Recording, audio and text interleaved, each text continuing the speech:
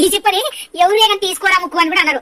చెప్తే ఈనాడు వద్దురా అంటే ఈనాడు మళ్ళీ తీసుకుంటాను. చూడండి ఇది ఈ పరిస్థితిలో ఉంటాడు. ఎప్పుడన్నా చూడు ఎర్రముఖ చిప్ప అనేది. పండ్లు పోతాయి, ఇలా పండ్లు ఊడిపోతాయి. తర్వాత చిప్ప ఏమి నీకే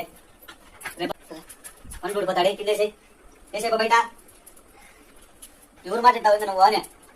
అందుకే ఫ్రెండ్స్ నేను మీ పేరు ఎర్రముఖ చిప్ప అని పెట్టినా. ఈనాడు ఎవరు మాట్లాడాడు. చిప్పకిడి నాకు ఈ చిప్పికిడి చిప్పికిడి పప్పి చిప్పికిడి మళ్ళా గాయం చేసుకుంటాడు కాలికి. ఇనేమో నీ గాని ముక్కు నువ్వు పెట్టే చిప్పాడు పెట్టే.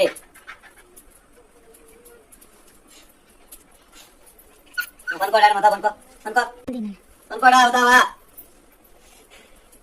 పనుకో. లోకి మాట అంటే రామబాణం కన్నా ఎక్కువ మావంకి ఎర్రముఖకి ఇదే పరిస్థితి. నేను ఎందుకు ఎర్రముఖ చిప్ప అంటానంటే ఈ పరిస్థితిలో ఉంటాను అన్నమాట. నేర్చిపెట్టి పనుకో.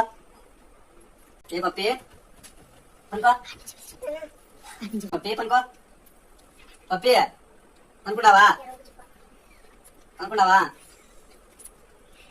అనుకున్నావా. చిప్పేది నీది కొబ్బరి చిప్పేది తీసుకో.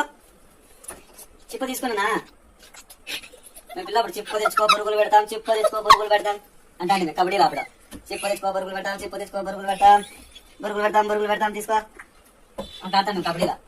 నిజం ఫ్రెండ్స్ ఎంత నవ్వు అప్పుడంటే లోపల లక్కుంటారు వాటి చేసి ఆటకి అట్లా నవ్వు